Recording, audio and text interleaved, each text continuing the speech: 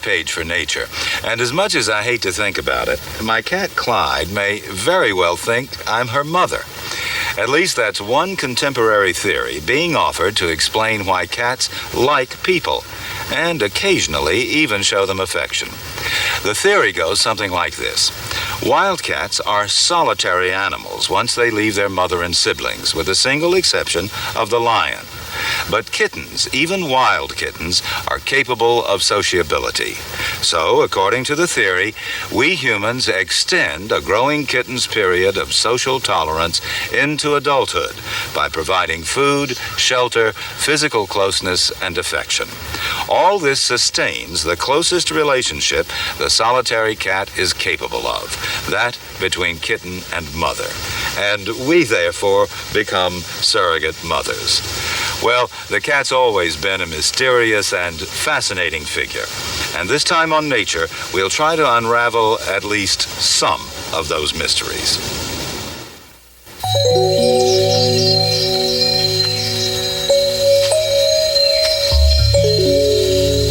Independent, aloof, often mysterious. It has lived with people for some 4,000 years. It's one of the most familiar, yet least understood animals on the planet. Their beauty so captivates us that it's easy to forget that they're one of nature's most perfectly designed predators. The domestic cat. Although they share our homes as pets, cats are often seen as antisocial, finicky, indifferent to our wishes, and practically uncontrollable.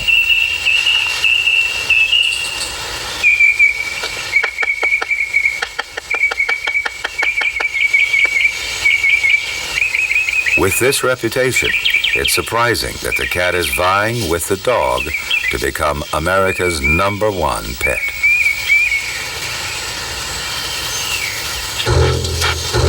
Mambo, come on. Man's traditional best friend is being upstaged by an animal that's only a whisker away from its untamed ancestors. The dog was the very first species domesticated by man. The cat is the most recent. By 12,000 years ago, the dog was already sharing the hearths and affection of early man. Like all other domestic animals, dogs are by nature social creatures. Their wild ancestors lived in highly cooperative packs. Cats, though, led basically solitary lifestyles.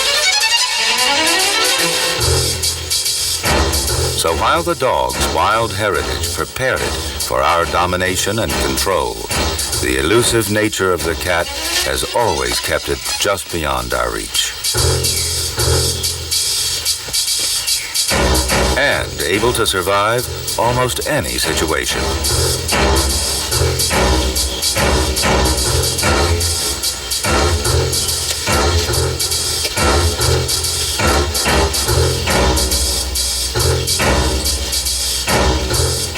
It is adapted to wilds in every part of the globe.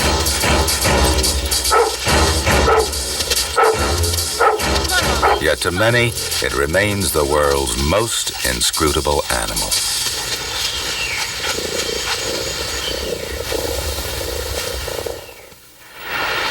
Although it's a member of the cat spectacular family, the king of beasts is not really an overgrown tabby. For one thing, male and female lions look very different.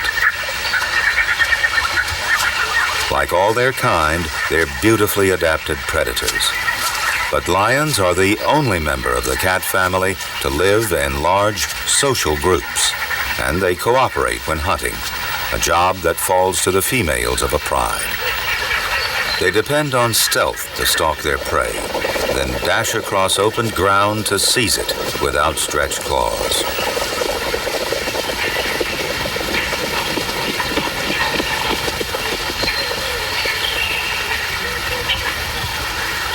The kill is quick and clean.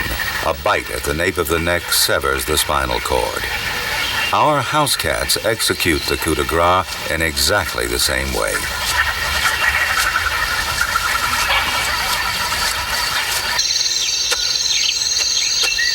The cheetah is the most dog-like of all the cats. It's the only cat to catch its prey by a speedy, prolonged chase. Its claws are not retractable, and it has only moderately sized canine teeth so that it needs to choke its prey.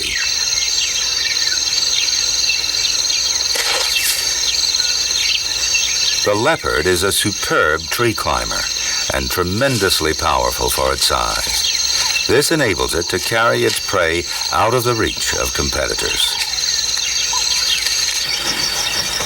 People who wish to draw parallels between a big cat and their pet might do well to choose this one, the tiger, a solitary hunter whose behavior is fairly similar to our own cats. And like all cats, they're specialists at blending in with their habitats, yet they're worlds apart.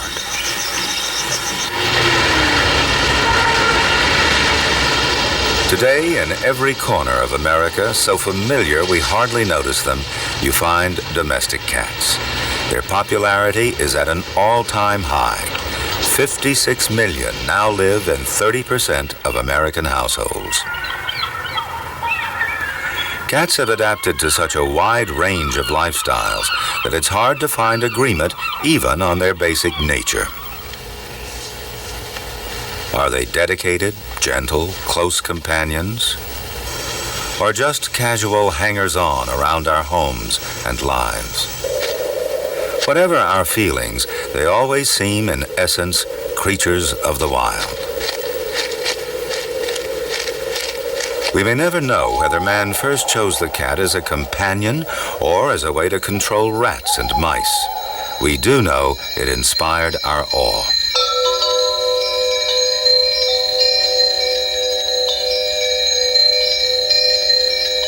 (2500 BC), ancient Egyptians worship at the feet of Bastet, a female cat seen as the fierce protector of health and goddess of fertility.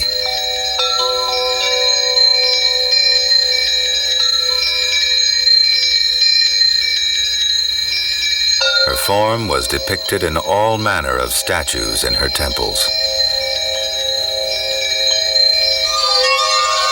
The Egyptians believed that the male cat had a different role. According to legend, his job was to kill the evil serpent, which was constantly trying to stop the sun from traveling around the world. Cats were so revered that when they died, they were embalmed, mummified, and placed in caskets, with some model of the occupant displayed on the outside. As many as 300,000 cat mummies have been found in one temple.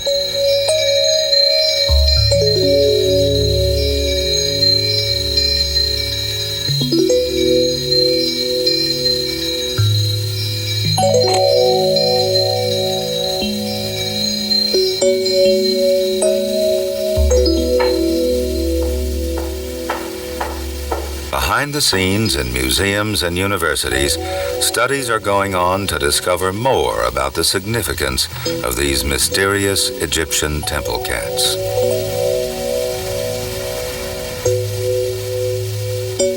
X-ray pictures of these mummies clearly show the skeleton.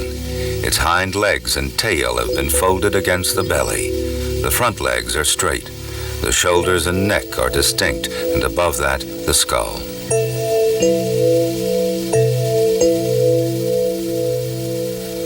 The neck of this one is broken. The skeletons also reveal that many of these cats were less than a year old. Perhaps the priests sacrificed these emblems of their god in large numbers and sold them to the public as offerings. The Romans were probably the first to introduce cats from Egypt into Europe. During the Middle Ages, cats suffered a terrible turn of fortune. Once gods, they were now seen as demons, the embodiment of the devil. Familiars to witches, fiendish servants to do their bidding. The church's persecution of witches and the animals associated with them lasted for more than 400 years. During much of this time, rats and mice actually symbolized good and are shown here hanging the demon cat.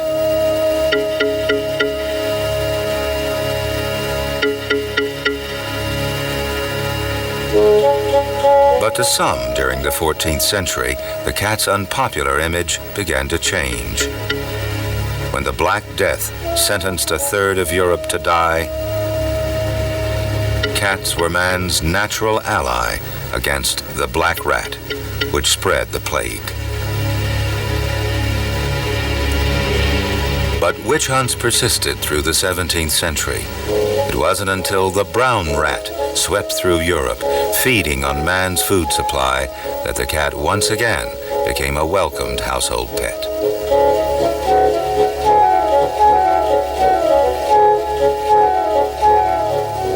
Finally, in a total turnaround, we see rats surrendering to the cat. As soon as man mastered the seas, cats became part of ships' companies, and sea routes, normally a barrier to the migration of land animals, became a highway system for cats. Here in the Galapagos Islands, 600 miles from the nearest mainland, Darwin discovered a unique fauna that had no fear of man. Bizarre creatures evolved in complete isolation.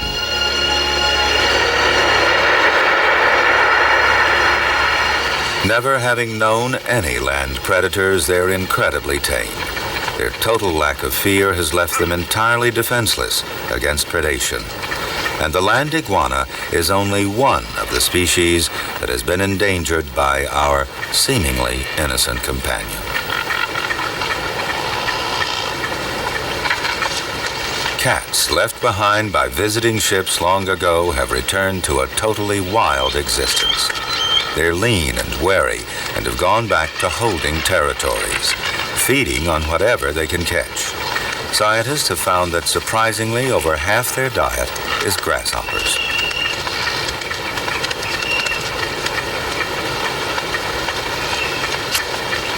But cats are renowned opportunists, and they found the defenseless wildlife here to be easy prey. Young iguanas and ground-nesting birds are especially vulnerable.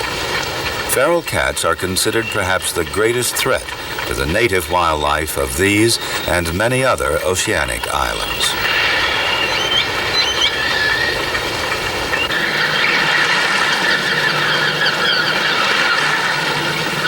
To this day, domestic cats easily adapt to a life at sea. They've made themselves at home wherever man has migrated. The first cats to reach America were rat catchers on commercial vessels that brought them from Europe around 1620. They thrived in the cities of the Northeast and gradually spread from there throughout the country. Feral cats also occur in the American countryside. They feed on small mammals and birds. Wildlife here evolved along with land predators, and they're not entirely defenseless. Sadly, though, the growing number of feral cats has begun to take its toll on birds and small forest animals.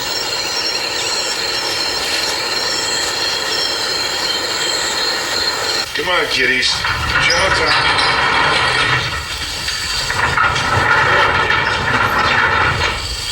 Kitty. Other rural cats have the best of both worlds. They continue to live around humans and depend on us in part for their food, but they do go off hunting on their own. All outdoor cats have home ranges, from a half to 40 acres in size.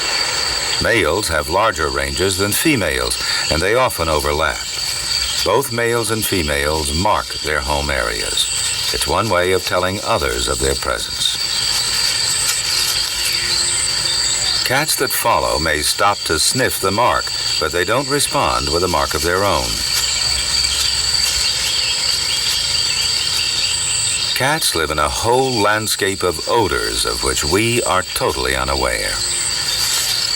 Different cats may hold dominance over a particular area at different times of the day. Scent marking reinforces their awareness of who has the right-of-way now, but it doesn't act as a repellent, and confrontations are bound to occur.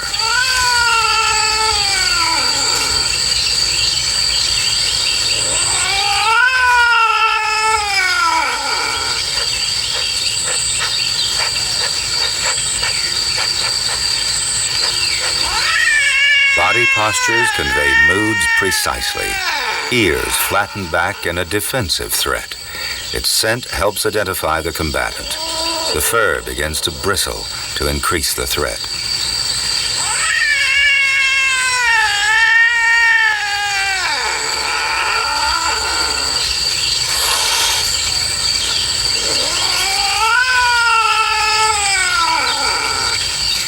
Ears erect in an offensive display, one cautiously exercises its dominance, while the other recognizes that it's time to back off.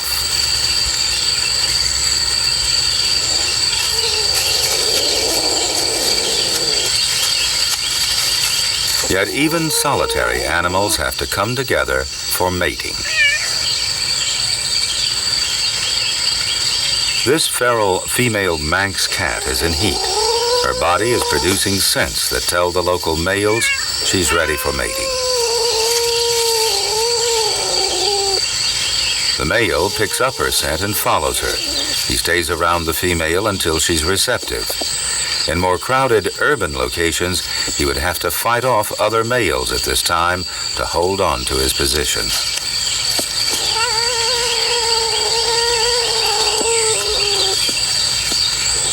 The female begins to adopt a special crouching posture, back curved and rump held high. The male continues the pursuit until he judges that she's ready.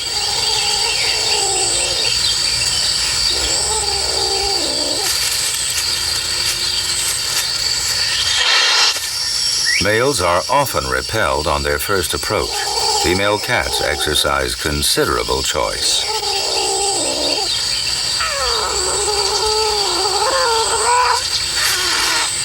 Finally, with her back held high, she signals to the male that she's ready.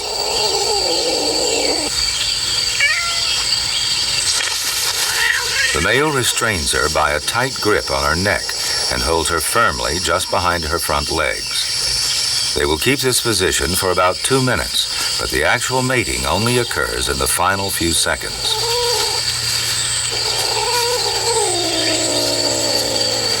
She gives a loud cry and throws him off.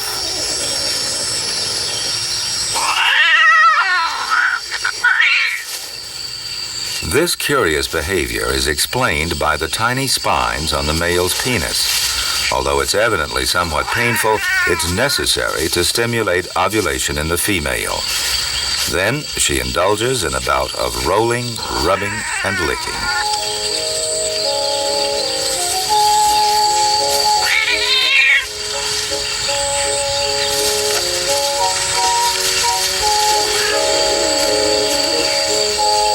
The male waits close by. Over a 3-hour period, he may repeat the process as many as 16 times.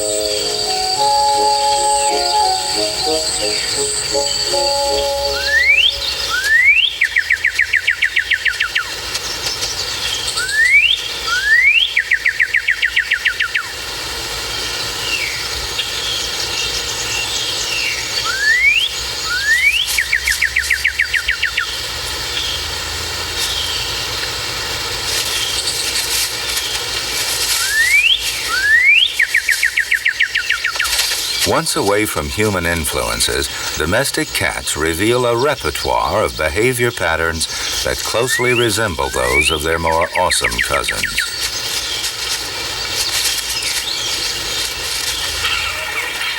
A tiger in the wilderness of India, scent marking by rubbing with the side of its head, just like our own cats. Then, to complete the picture, it sprays on a well-used landmark in its territory.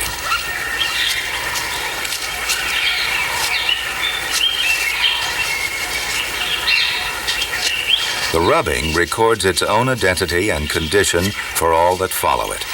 The spray message seems to serve as a more general advertisement. As it rubs, it senses which others have rubbed there recently.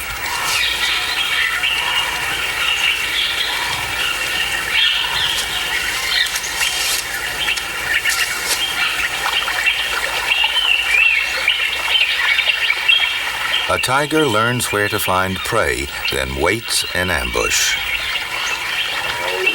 Males and females hunt alone and pounce to make a capture.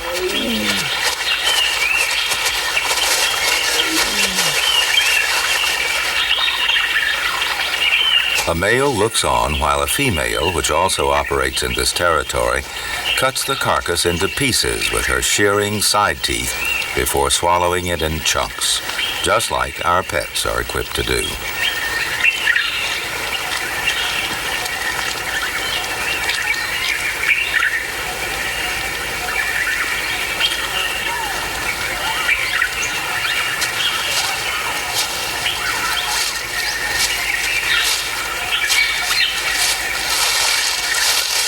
This male has been busy spray marking his territory. When a muddy female approaches, they briefly investigate the sides of each other's faces, probably to confirm identities or to match the particular scent with that on the rubbed landmarks.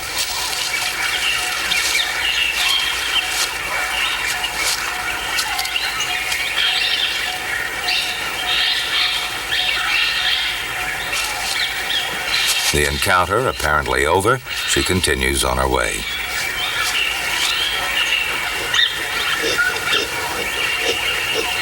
Then she suddenly reverses her tracks and lies down provocatively near the male.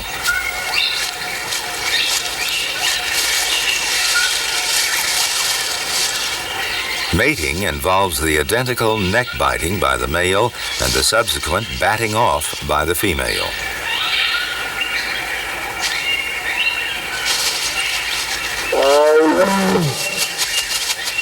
In such ways, our domestic cats apparently carry with them much of their behavior from the wild.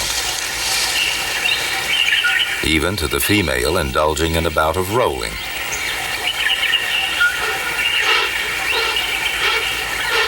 And the male staying close by, waiting for another chance to mate.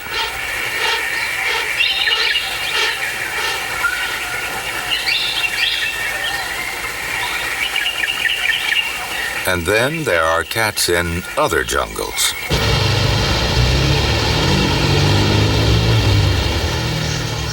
These animals also depend on using the same basic instincts to survive. But here, their habitat is a far cry from the wilderness. There are an estimated 15 to 25 million strays in America. This represents about a quarter of the total cat population. These unwanted street cats are often unhealthy and lead short, miserable lives. Every year, more than 3 million cats have to be killed by animal welfare organizations. At the other extreme, we spend almost $2 billion on cat food each year, and many more millions on vet care and special products and services.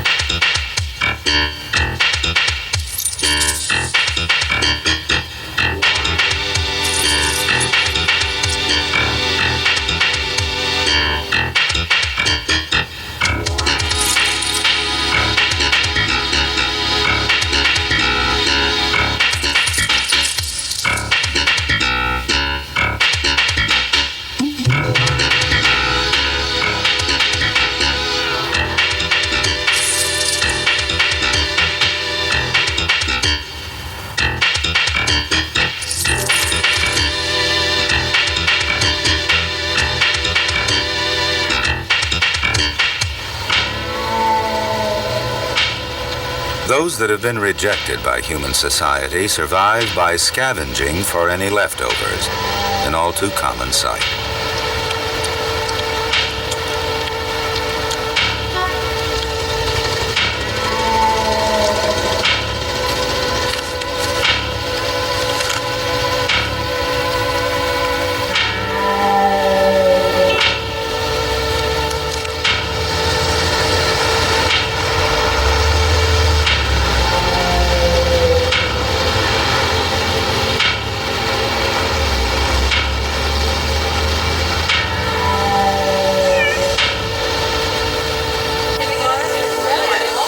In the other world of cats, owners come together with pride to display their pets. A top purebred cat may cost as much as $3,000.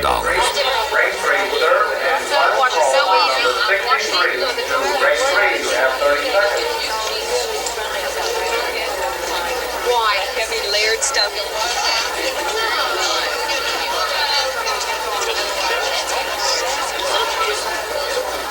There's close attention to detail.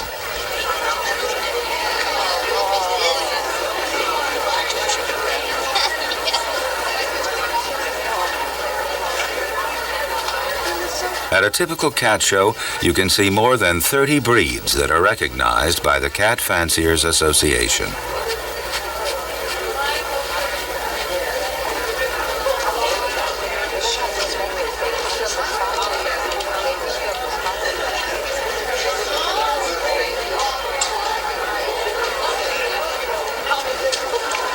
When compared to all the extremely different-looking breeds of dogs, different breeds of cats have stayed much closer in appearance. It may be something about their genetics that has made cats resistant to breeding into widely different body forms. More likely, since they have little potential as working animals, cats have not been subjected to the same intensive selective breeding.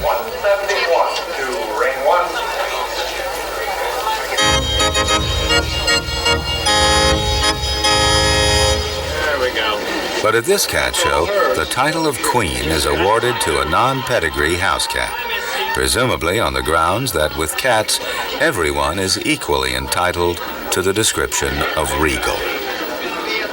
If this seems a bit excessive, it may be little more than our pets are used to receiving in their daily lives.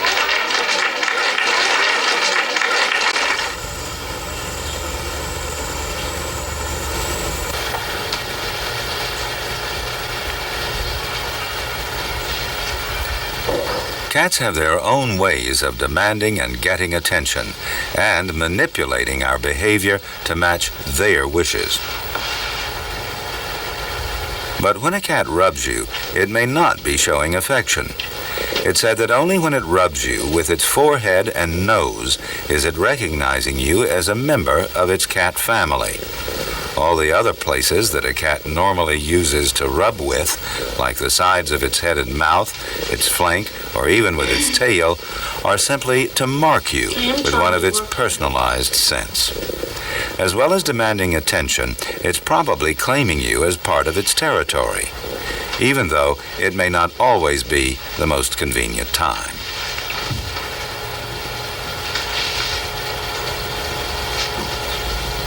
I'm acting crazy.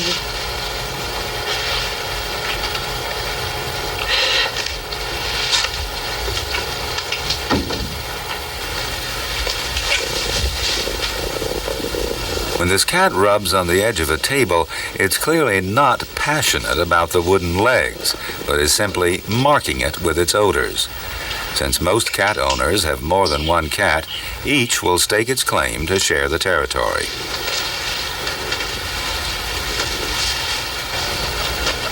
The other cat in the household will commonly go over and sniff the rubbed area before adding its own personalized scent to the same spot.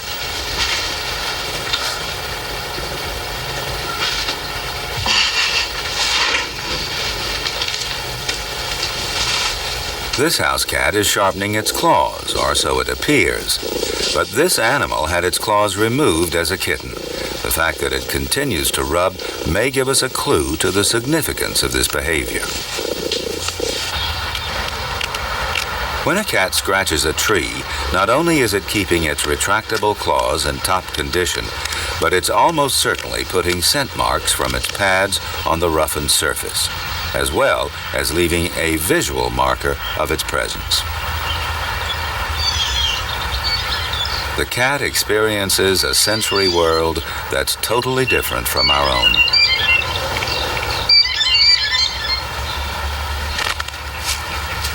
It's easy to misjudge precisely what messages cats are picking up from their environment. As they carry out their familiar lives around our homes, they are responding to a world of which humans have little awareness.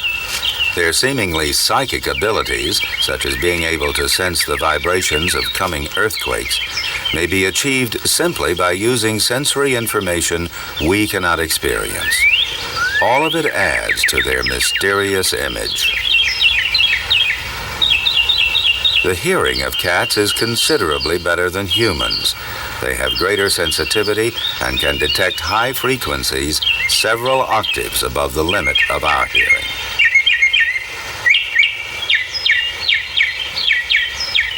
The cat's outer ear is very flexible and can scan and localize sounds with great precision. It's moved by an elaborate complex of tiny muscles.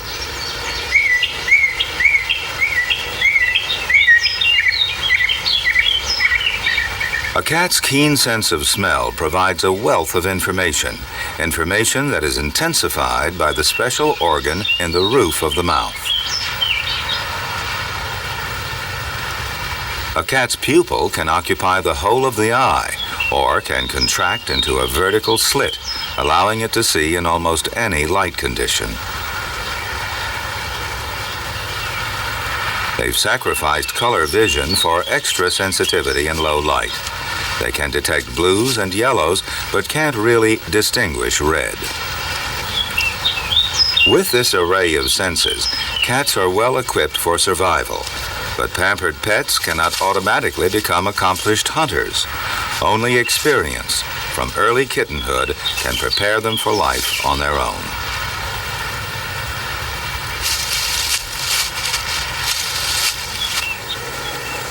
Cats spend 80% of their time resting, or at least catnapping.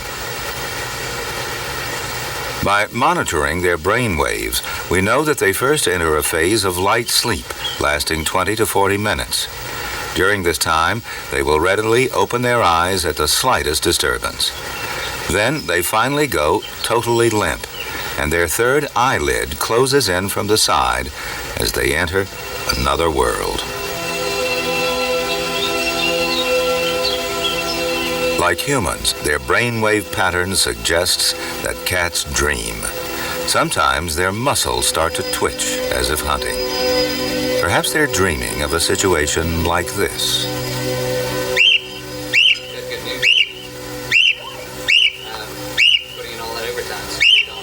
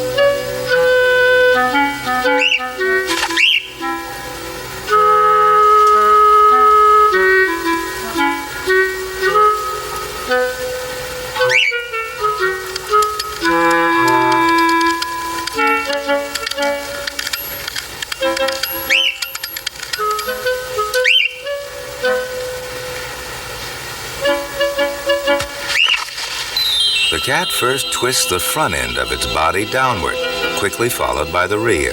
It can right itself after falling from an upside-down position in less than 1 second.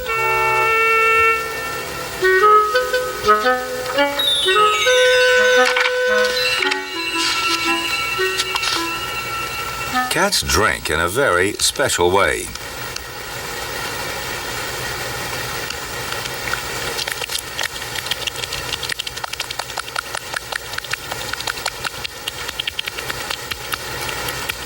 They have comb-like spikes on their tongues, which are primarily designed to scrape off meat from the bones of their prey. But there are pockets behind these spikes, which act like a sponge to soak up the milk. Then the tongue is sucked dry in the mouth.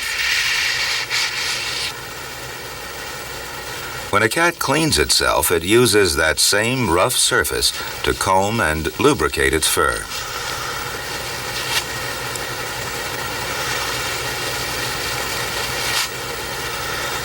The saliva actually contains a cleansing, deodorizing agent which helps keep the cat clean and healthy.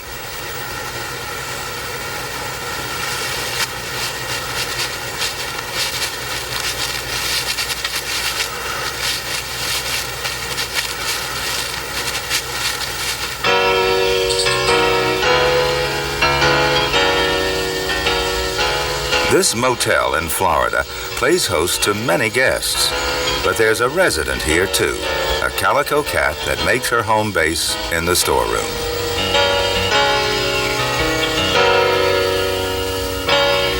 She mated about 64 days ago and has produced a litter of 5 kittens in a cardboard box. These youngsters are less than a day old.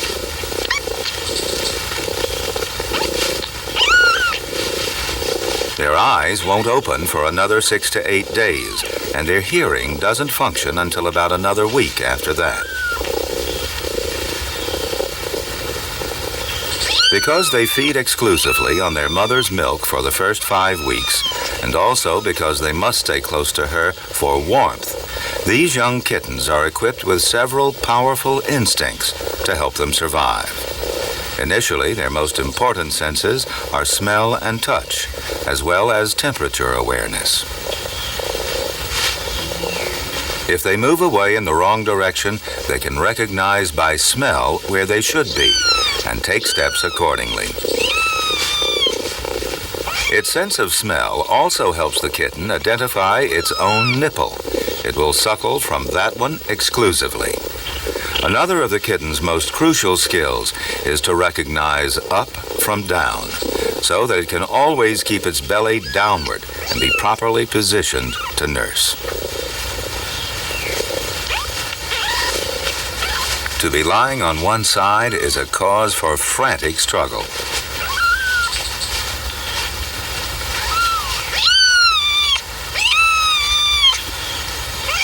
In these early days, the muscles of the kitten's rear quarters are not yet under control, so their mother licks them, not just to keep them clean, but also to stimulate their bladder and bowels.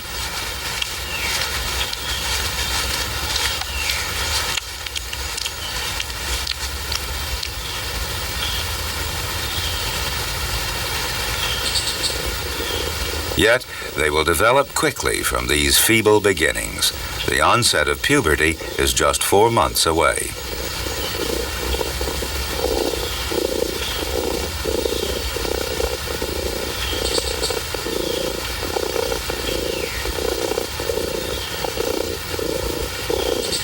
By 5 weeks of age, the kittens have become fully coordinated. Now their mother begins to leave them for short periods while they explore more and more of their immediate environment.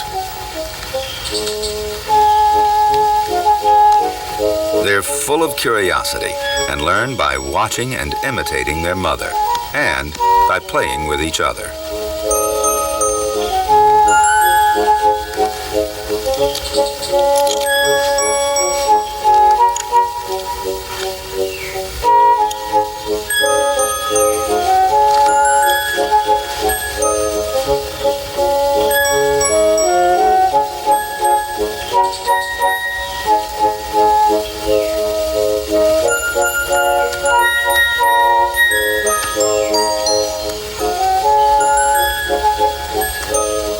The mother now has a new responsibility.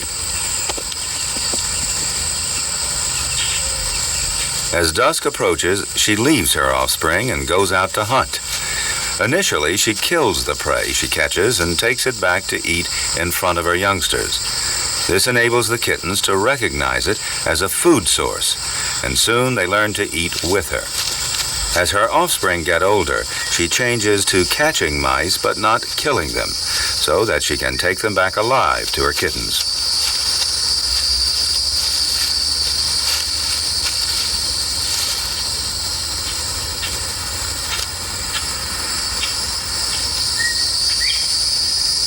For domestic cats, about 1 pounce in 3 results in a capture.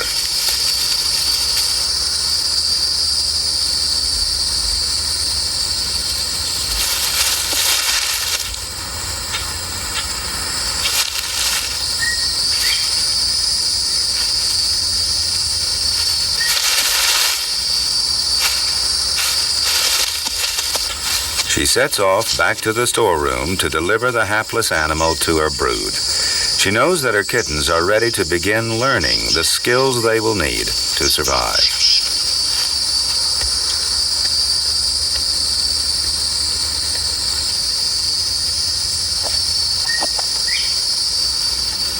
This gives the youngsters a chance to learn how to handle a small rodent.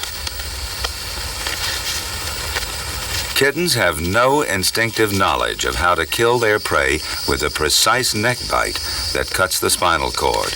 They must learn from experience.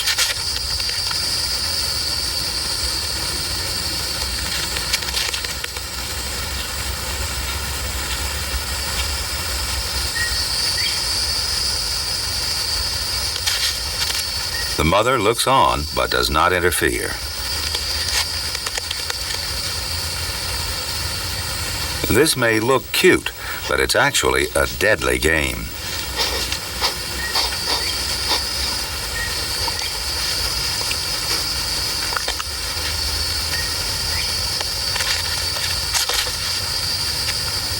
This time, the mouse gets away, but soon these kittens will need to perfect their killing skills to survive.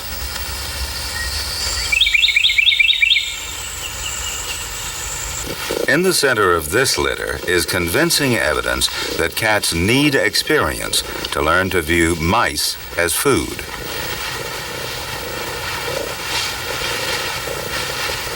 This white mouse is a family pet that the mother cat came to know and accept when she herself was a kitten. Now it's treated almost as a member of her own litter.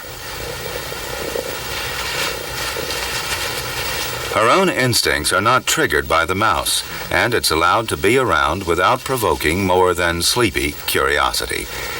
If a cat has not been exposed to opportunities to learn hunting as a kitten, it will be an ineffective predator as an adult.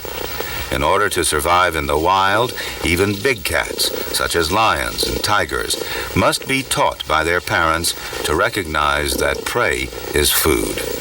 It's highly unlikely that these kittens will grow up to be efficient mousers.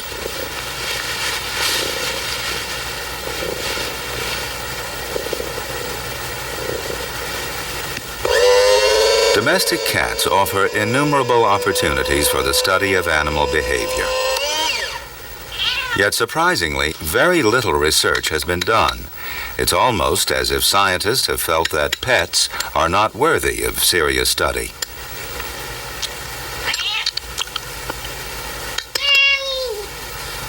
Even obvious questions, such as the meaning of their different calls, have just begun to be investigated.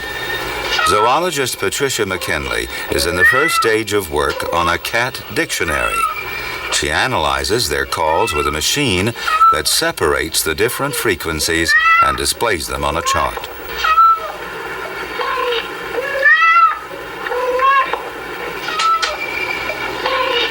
She's found that cats produce about 15 basic calls, several of which can be combined to give a total vocabulary of approximately 25 different vocalizations.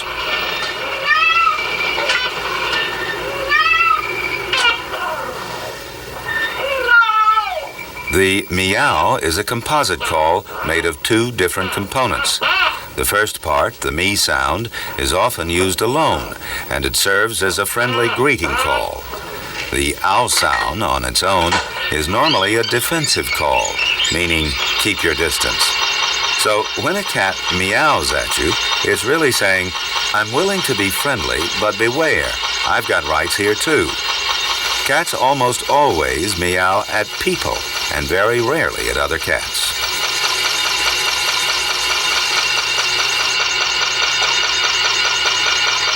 Purring is the cat's way of trying to ensure the continuation of some contact. They do it as they suckle their kittens and also when humans stroke them. The purring was once thought to be an involuntary noise, like human snoring, but now we know that it's a deliberate process. And unlike other vocalizations, it continues as they breathe in and out. All cats seem to purr at the same frequency, 25 vibrations per second. The two clear components of the meow call.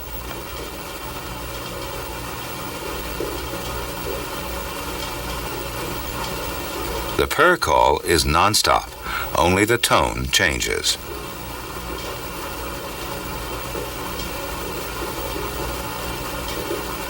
Several of the insistent calls that cats make have sound characteristics similar to the cries of a human baby.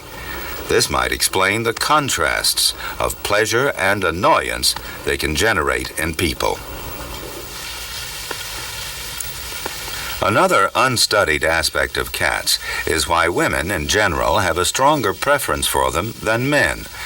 Most owners are couples, but if you look at single people with cats, you'll find that there's a larger percentage of female owners.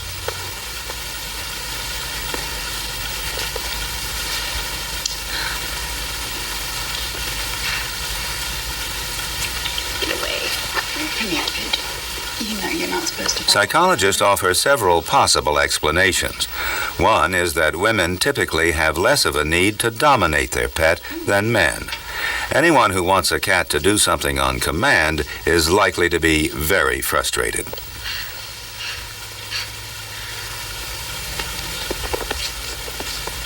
However, there are ways of developing extraordinarily close relationships with your cat. Just handling kittens for 20 minutes each day for the first 30 days of their lives actually speeds their rates of development and intensifies the closeness of their bonding with humans. Don't cry. In one study, kittens handled in this way opened their eyes a day sooner and emerged from the nest box 3 days earlier than usual. Well-handled kittens stand the best chance of being trained by their owners. And when they become adult cats, they're more likely to develop close and affectionate relationships with human beings.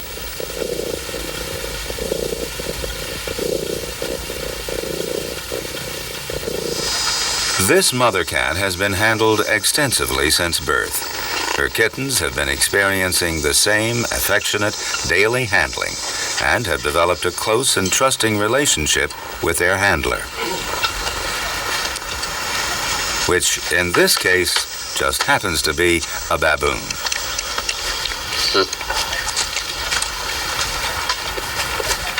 Appropriately called Boonie, she's a resident of a small zoo. This mother cat was born here herself 2 years ago, and at that time, the baboon decided to share in her upbringing and to groom her as if she were a young baboon. Boonie still enjoys grooming Sunshine, the ever-patient mother.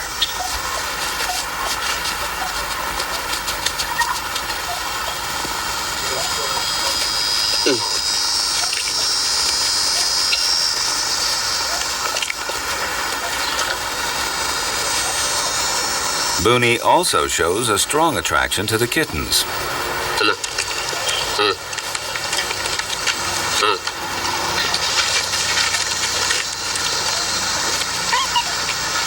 Given the slightest chance, she'll pick one up and carry it around.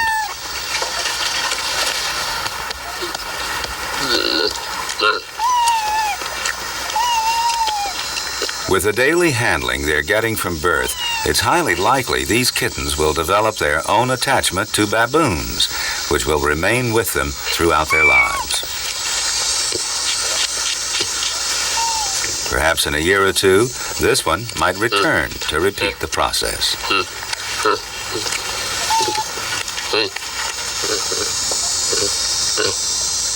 But for now, it seems to be in good hands.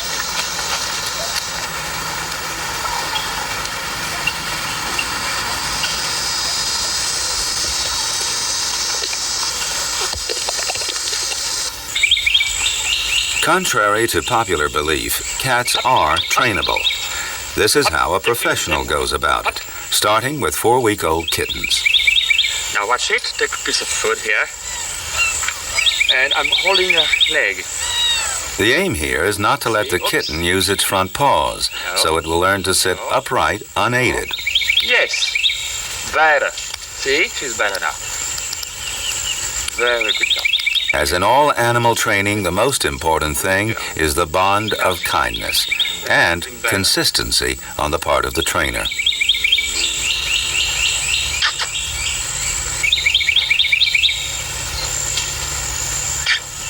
From small, uncertain beginnings, progress is made one step at a time. Now, stand. Good. Very good boy. One more. Oops. One more. Yes, very good. See? He keeps his legs down. So, for that, it's a bit better than the other one. Whoops. Very well done. Very well done. Hey, one more.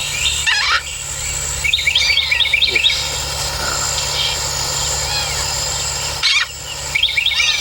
Stimulated only by rewards and encouragement, this tiny kitten is beginning a long process that will eventually enable it to reliably go through its paces on command and in totally strange surroundings.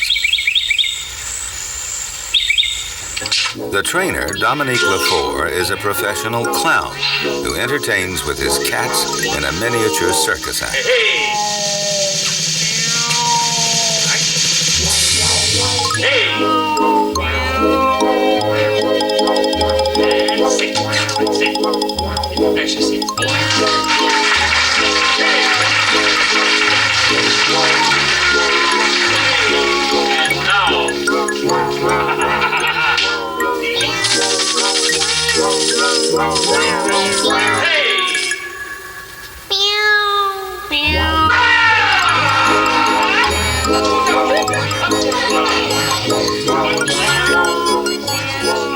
And although we can see that cats are trainable, many cat owners would admit they are the ones who have been trained by the subtle influences of their pets. In the end, it's the companionship and affection cats offer that makes them such a fulfilling part of our lives.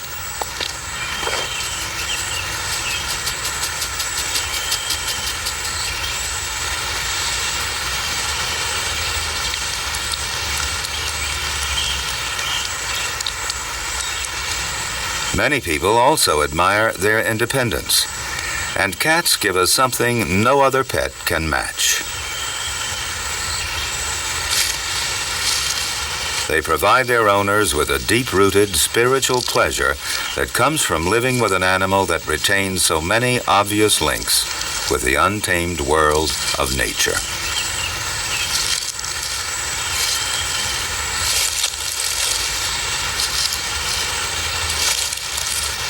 Perhaps in that lies their greatest charm.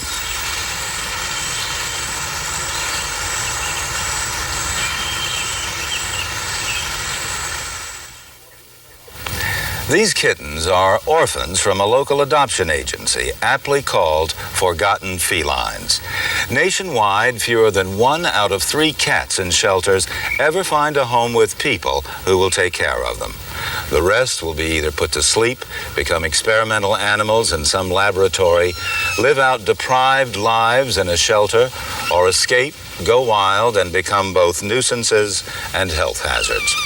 Anyone who thinks domesticated cats and dogs can take care of themselves in modern America is dead wrong, believe me. A couple of suggestions. 1, if you want a cat for a pet, please adopt an orphan like these fellows, unless you plan to breed and show cats. And 2, please have any orphan kitten you take into your home neutered. Neutering will definitely make a better pet. And we have enough orphans. I'm George Page for Nature.